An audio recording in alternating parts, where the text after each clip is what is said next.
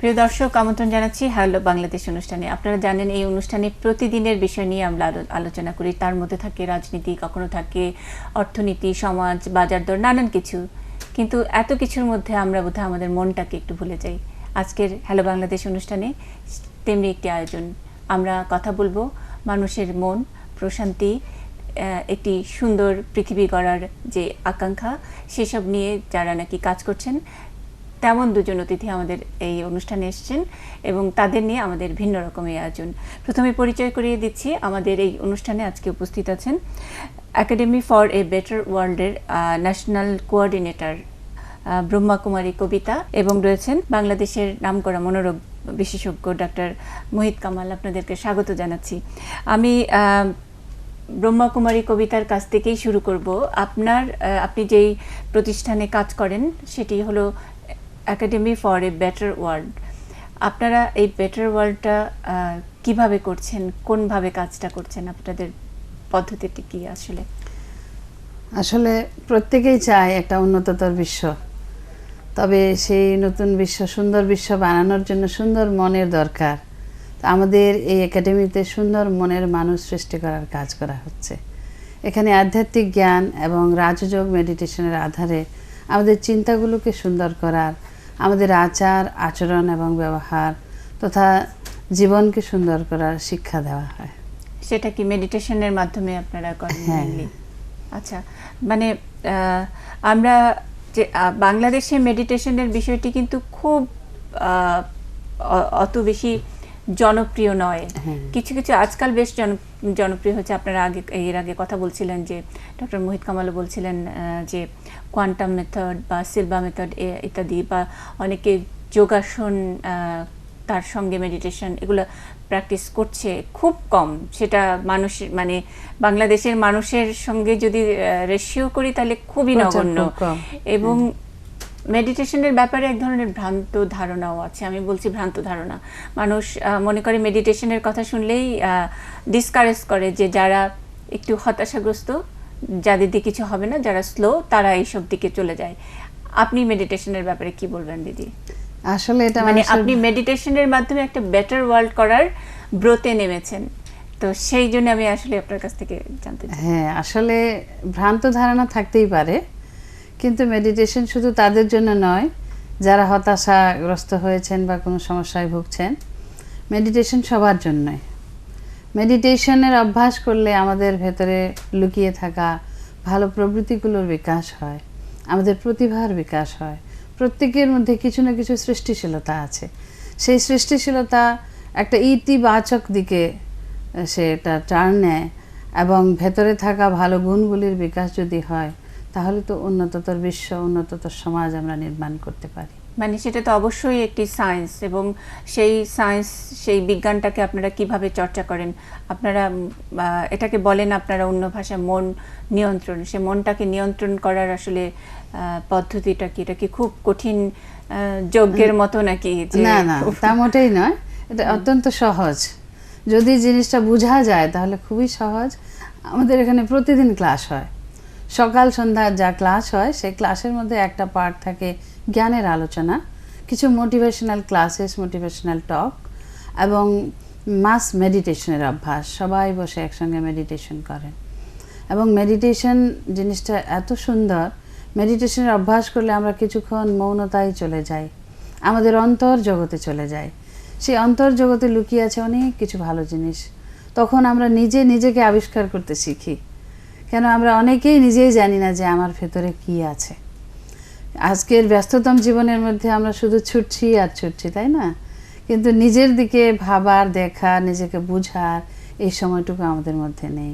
তো মেডিটেশন আমাদেরকে সেই সময়টুকু বের করার একটা কালচার শেখায়, এবং মেডিটেশনের অভ্যাস করলে আমাদের অনেকগুলো সমস্যার সমাধান আমরা নিজেই বের করতে পারি। তার মানে কি আমরা বলতে পারি যে ব্যস্ততার কারণেই মেডিটেশনের প্রয়োজনীয়তা এখন অনেক বেশি? যখন নাকি মানে দুনিয়া তো দ্রুততম ছিল না, মানুষ এই প্লাস্টিক মানির পেছনে ঘুরতো না, এই এত ছোটাছুটি ছিল না, এত ক্ষুধা দারিদ্র ছিল না, প্রতিযোগিতা ছিল না, তখন বোধহয় এমনি এমনি মেডিটেটেড হতো মানুষ, তাই কি?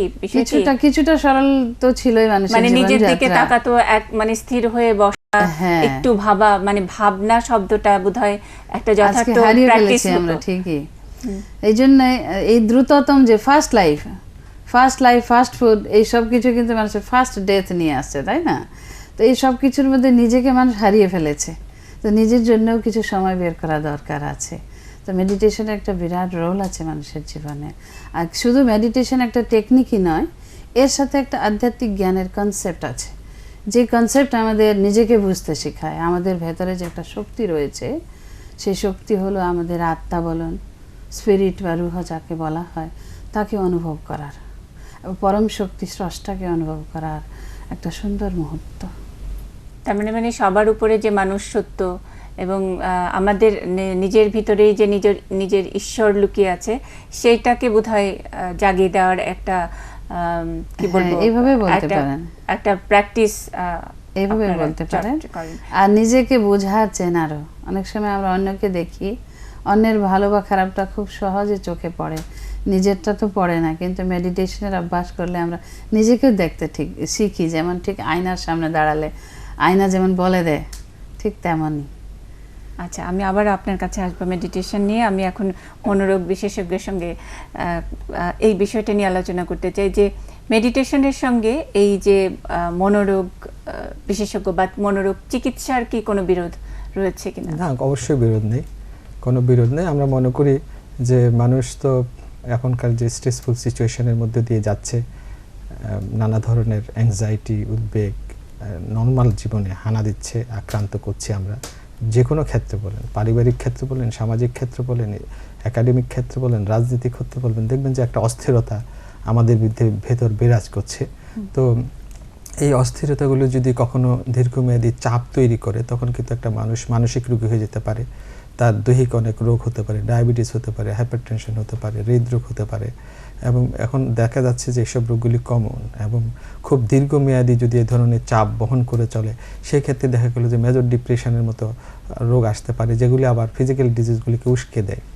তো এই যে আপা যেটা বললো, মেডিটেশনের প্র্যাকটিস করলে এই খারাপ জিনিসগুলো থেকে নিজেদেরকে প্রোটেকশন করতে পারে। আমরা অনেকটা প্রিভেন্টিভ অ্যাসপেক্ট হিসেবে দেখি। অথবা আমরা যখন কোনো রোগীকে চিকিৎসা করি, যেমন আমাদের সাইকোথেরাপি আছে, সেখানে আমরা কিছু বিহেভিয়ারাল টেকনিক অ্যাপ্লাই করি। সেখানে ব্রিদিং এক্সারসাইজ আছে, প্রগ্রেসিভ মাস্কুলার রিল্যাক্সেশন আছে, অথবা ইমাজিনারি যেটা রিল্যাক্সেশন। তো মেডিটেশনও মূলত একটা রিল্যাক্সেশন করে। আমরা বলি যে আমাদের ভিতরে যে অ্যারাউজাল উঠে, যে উত্তেজনা উঠে, যে আলোড়ন উঠে, সেগুলিকে কুল ডাউন করে। এটাকে আমরা সিম্প্যাথেটিক, সায়েন্টিফিক ভাষায় বলি সিম্প্যাথেটিক অ্যারাউজাল। যেটা আর কি মানে স্পিচ থেরাপি, মানে কথা বলে মানুষকে মোটিভেট করে যেটা করে, সেটা চিকিৎসকরা অনেক সময় ওষুধ দিয়ে রিল্যাক্সিং দিয়ে করে। ওষুধ, এটা বিহেভিয়ার টেকনিক যেটা, সেটাকে আমরা অনেকটা একটা সুন্দর ডায়লগ ব্যবহার করি যে বিহেভিয়ার টেকনিক যে বিহেভিয়ার অ্যাসপিরিন।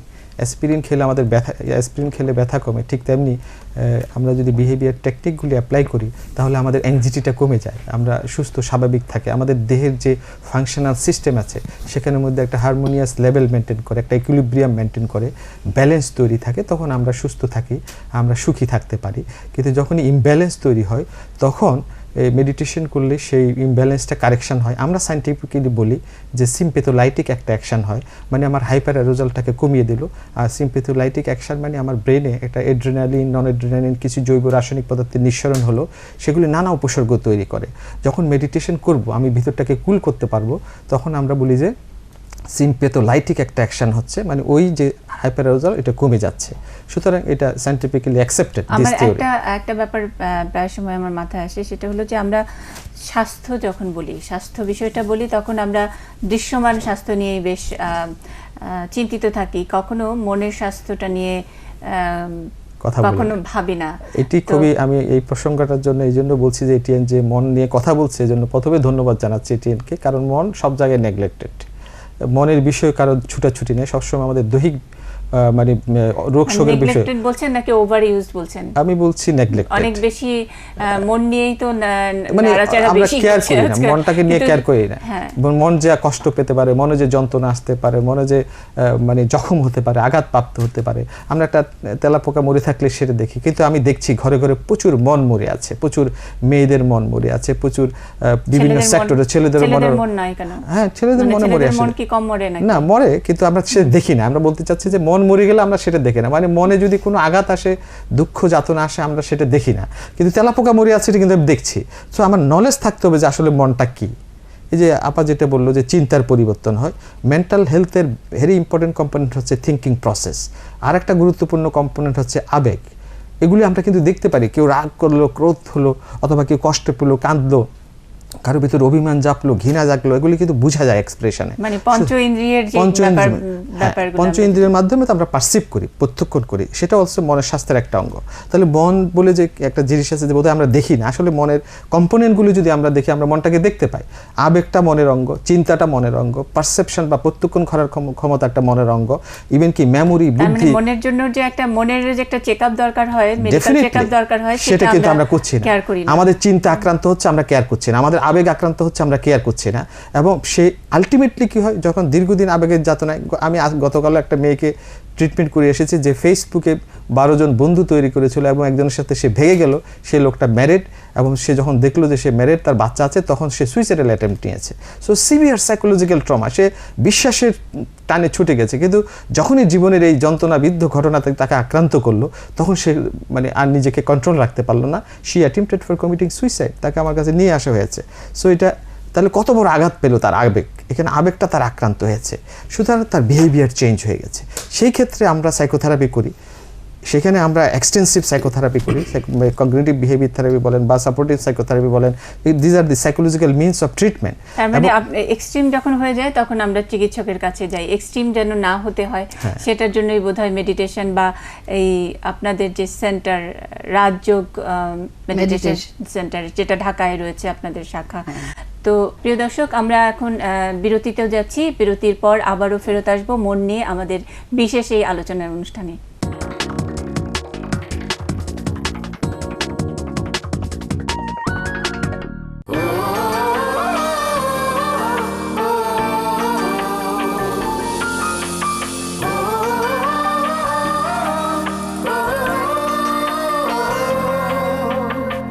স্বপ্নগুলো হাতের মুঠোয় আছে রাশি রাশি,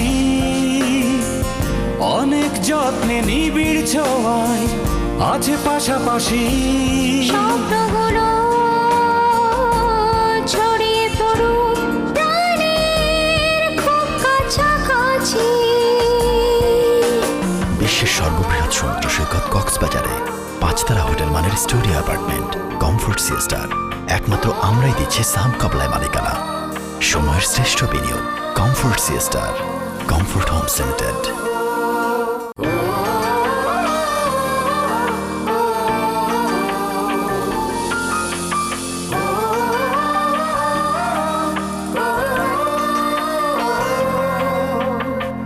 স্বপ্নগুলো হাতের মুঠোয় আছে রাশি রাশি, অনেক যত্নে নিবিড় ছোঁয়ায় আছে পাশাপাশি। স্বপ্নগুলো ছড়িয়ে পড়ুক প্রাণের খুব কাছাকাছি। বিশ্বের সর্ববৃহৎ সমুদ্র সৈকত কক্সবাজারে 5 তারা হোটেল মানের স্টুডিও অ্যাপার্টমেন্ট কমফোর্ট সিস্টার, একমাত্র আমরাই দিচ্ছি সাম কবলায় মালিকানা।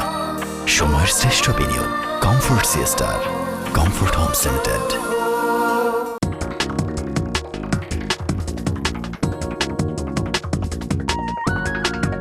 বিরতির পর আবারও স্বাগত হ্যালো বাংলাদেশ অনুষ্ঠানে। আমরা কথা বলছিলাম মন নিয়ে। এই চর্চাটার পদ্ধতিটা কি, আপনারা কিভাবে আপনারা সাজেস্ট করেন যদি একটু সংক্ষেপে বলেন। নিশ্চয়ই আমাদের এই অনুষ্ঠান দেখে কেউ আগ্রহী হতে পারে এবং ঘরে বসেই নিজেকে অন্তত দুদণ্ড যেন ভাবেন, নিজের সম্পর্কে নিজে ভাবেন, সে তাতে অনুপ্রাণিত হতে পারেন। সেই জন্য যদি আপনি দু একটি লাইন বলেন। হ্যাঁ, আপনি যেভাবে বললেন যে বেশিভাবে ক্ষতিগ্রস্ত হলে ডাক্তারদের কাছে যেতে হয়, না হওয়ার জন্য মেডিটেশন, ঠিকই বলেছেন। যে আমাদের মন যখন খুব বেশি ক্ষতিগ্রস্ত হয় তখন ডাক্তারদের পাশাপাশি কিন্তু মেডিটেশনও তাদের হিলিং করতে পারে। কেন ডাক্তাররা সাইকোথেরাপি বা ওষুধ ইত্যাদি দ্বারা তাদেরকে ভালো করার চেষ্টা করেন, মেডিটেশনে কিন্তু একটা গুড থিঙ্কিংয়ের দ্বারা এবং পজিটিভ থিঙ্কিংয়ের দ্বারা তাদের মনকে পজিটিভ ওয়েতে টার্ন করে দেওয়া হয়। অনেক সময় দেখা যায় একটু কম বোঝার জন্য, একটু ভুল বোঝাবুঝির জন্য, একটু মিসআন্ডারস্ট্যান্ডিংয়ের জন্য, একটু অ্যাডজাস্টমেন্টের অভাবের জন্য কিন্তু ঘরের মধ্যে ছোট একটা সমস্যা অনেক বড় রূপ নিয়ে নেয়। মানে আমাদের এখানে ঢাকায় যেসব মেডিটেশনের কেন্দ্রগুলো রয়েছে তার মধ্যে মহাজাতকের একটি রয়েছে, এবং উনি সবসময় যেটা বলেন যে দৃষ্টিভঙ্গি বদলান জীবন বদলে যাবে। খুব সামান্য একটি কথা, কিন্তু সেটা পারসিভ করতে পারলে অনেক বড় একটা ব্যাপার, যেটা অন্যভাবে দেখতে পারলেই জিনিসটা। এখন মনে হচ্ছে যে এই আধা গ্লাস পানির জন্য আমার জীবনটা শেষ হয়ে যাচ্ছে, কিন্তু আমি যদি ভাবতে পারি যে এই পানিটা না খেলেও আমার চলবে, তাহলে তো পৃথিবীটা যেমন ছিল আমার কাছে তেমনই থাকলো।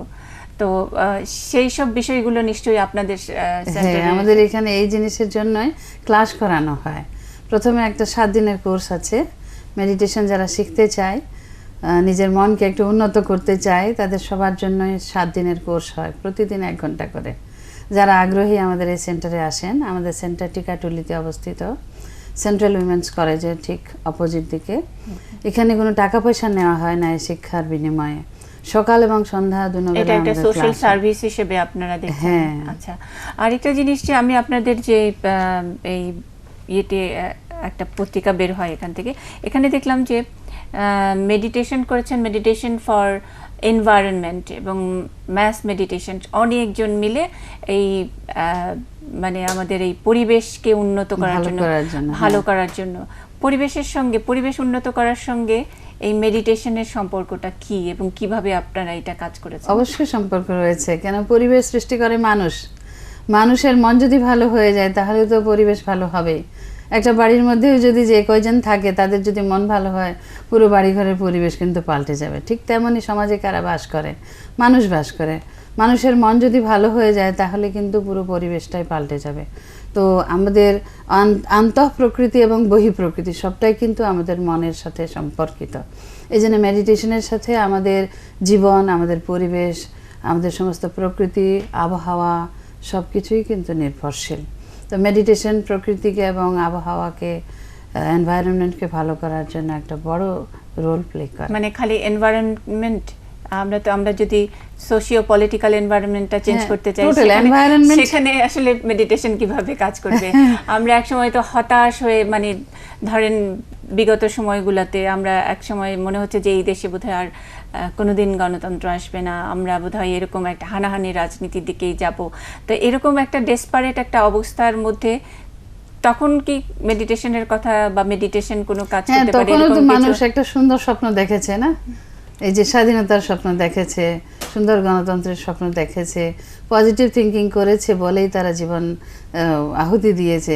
এই পজিটিভ থিঙ্কিংও তো ওয়ান টাইপ অফ মেডিটেশন, যার ফলে আজকে এটা করতে পেরেছে। এবং ভবিষ্যতের জন্য আরো সুন্দর স্বপ্ন দেখাটাই কিন্তু মেডিটেশন আমাদেরকে শেখায়। এখানে যে কথাটা আমি একটু শেয়ার করি মুন্নিশা, সেটা হচ্ছে যে আমরা অ্যাগ্রেশনের কথা বললাম, যে সহিংসতার কথা বললাম, এটা তো ব্যক্তি বিশেষ থেকে শুরু হয়ে একটা মোব মাস যখন ইনভলভ হয়ে যায় তখন এটা ইনফেকশাস ডিজিজের মতো একজন থেকে আরেকজনের মধ্যে ট্রান্সমিটেড হয়ে যায়।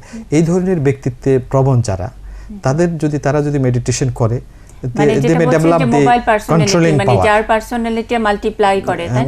সে অ্যাগ্রেসিভ, সে অ্যান্টি সোশ্যাল, অথবা সে uncontrol anger and aggression show করে, সে যদি মেডিটেশন করে at the time of crisis সে নিজেকে কন্ট্রোল করতে পারে যদি প্র্যাকটিসটা করে।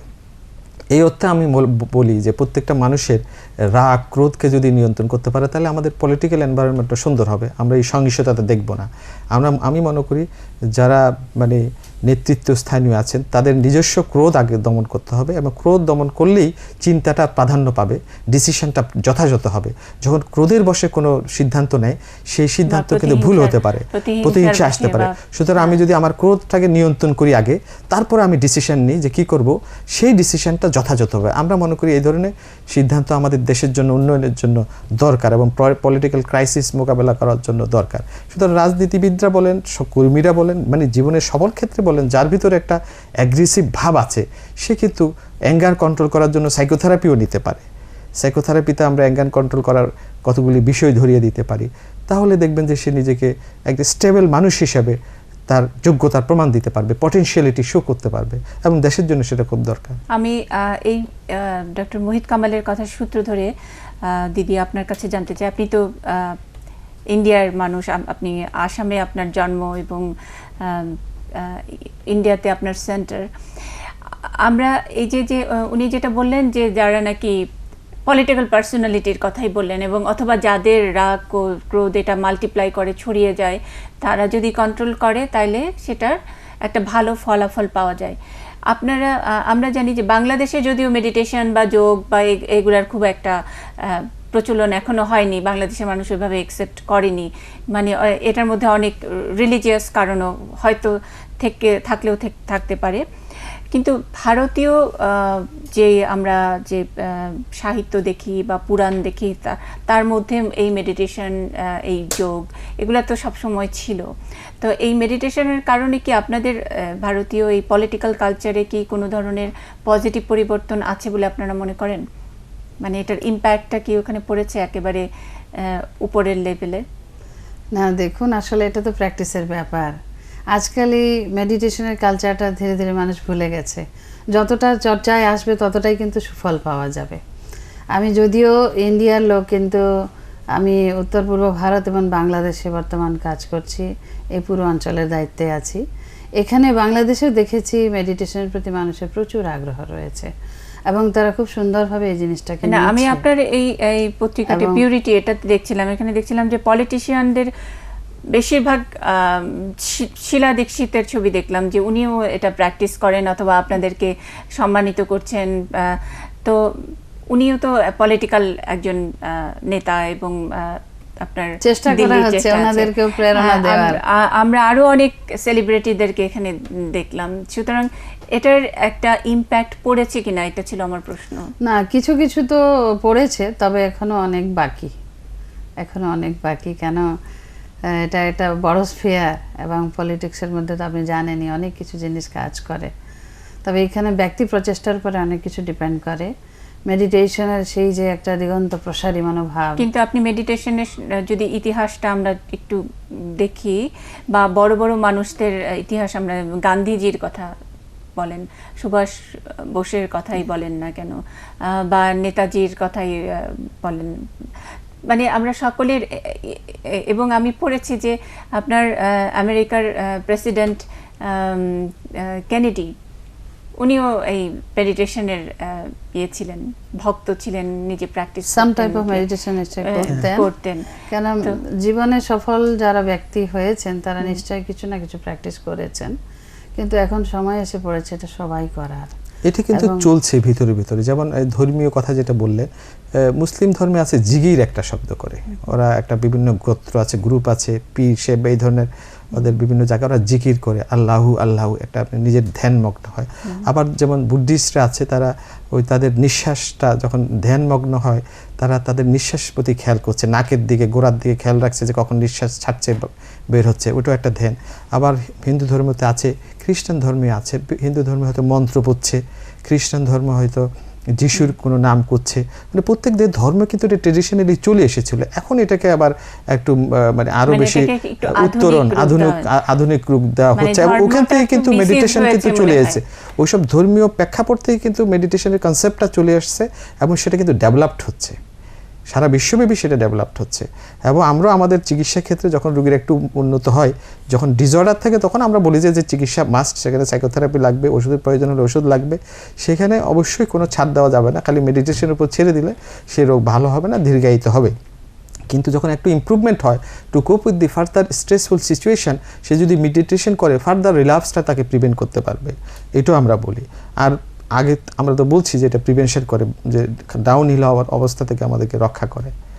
আপনার কাছে একটা মানে পরিসংখ্যানগত প্রশ্ন, যে বাংলাদেশের মানসিক স্বাস্থ্যের অবস্থা কি এখন? আমাদের রিসেন্ট যে WHO এর মাধ্যমে জাতীয় মানসিক স্বাস্থ্য ইনস্টিটিউট যে গবেষণা চালিয়েছে, সেখানে দেখে গেছে আমরা 16.05% মানসিক রোগ আমাদের মধ্যে আছে।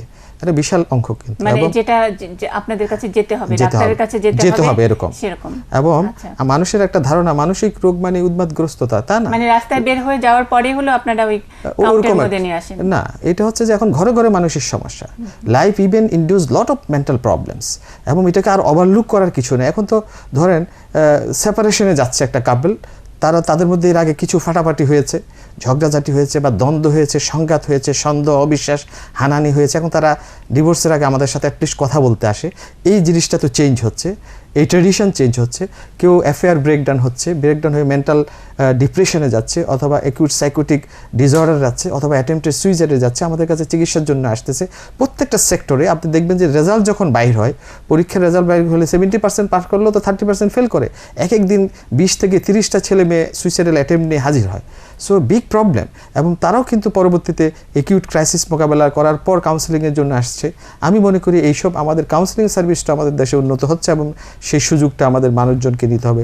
আমাদের কাউন্সেলিং জাতীয় মানসিক স্বাস্থ্য ইনস্টিটিউট, আমাদের সাইকোথেরাপি ডিপার্টমেন্টই হচ্ছে ডেভেলপড হচ্ছে, এবং এটা আমাদের জনবল নিয়োগের কাজ চলছে। ওদিকে ঢাকা ইউনিভার্সিটিতে একটা ওদের কোর্স চালু হয়েছে, ক্লিনিক্যাল সাইকোলজিস্ট প্যাশন ওরিয়েন্টেড, যেটা counselling service, non clinical service.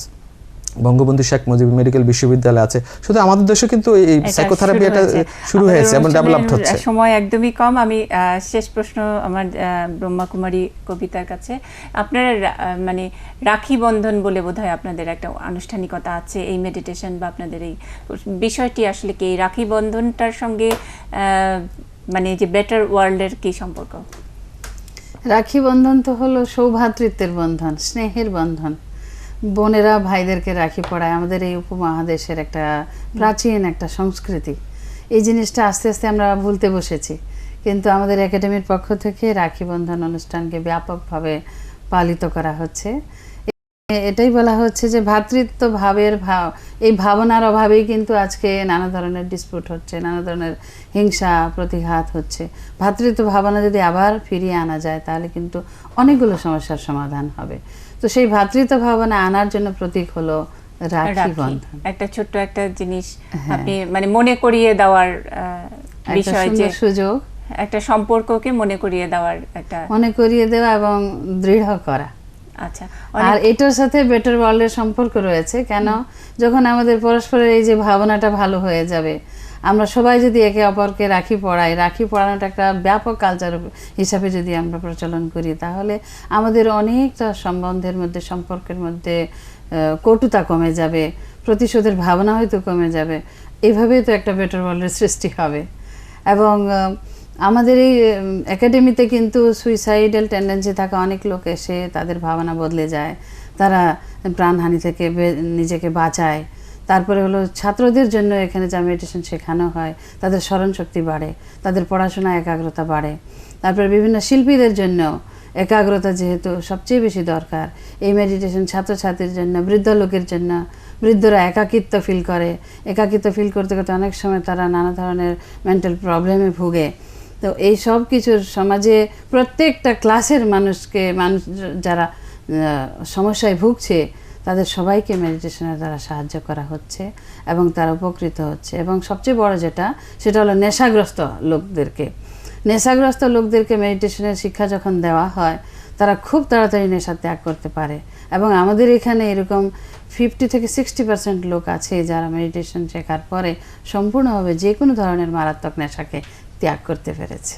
অনেক অনেক ধন্যবাদ ব্রহ্মাকুমারী কবিতা, এবং ধন্যবাদ ডক্টর মোহিত কামাল। প্রিয় দর্শক, আমরা এই মন নিয়ে, মেডিটেশন নিয়ে আলোচনায় অনেকটা মনোজগতের ভেতরে ঢুকে গিয়েছিলাম। আমরা যেটা শুরুতে বলেছি যে এখন সাহিত্যে, গানে, গল্পে, নাটকে সবখানে মন নিয়ে অনেক বেশি নাড়াচাড়া। সেই নাড়াচাড়াটা যে কতখানি নিরর্থক সেটা অন্তত আজকের আলোচনায় কিছুটা হলেও প্রমাণিত হয়েছে। আমরা আসলে নিজেদের মনের দিকে, মনোজগতের দিকে খুব কম তাকাই। 2 মিনিট আমাদের নিজেদের জন্য সময় হয়তো ব্যয় করি না। আমরা আজকের এই আলোচনা থেকে অন্তত দুজন আমাদের বিশিষ্ট অতিথি, তাদের এই পরামর্শ থেকে একটু নিজের দিকে তাকিয়ে একটি সুন্দর পৃথিবীর জন্য প্রতীক্ষা করব, এই প্রত্যাশা নিয়ে আজকের এই অনুষ্ঠান শেষ করছি। আপনারা সবাই ভালো থাকুন, সুস্থ থাকুন।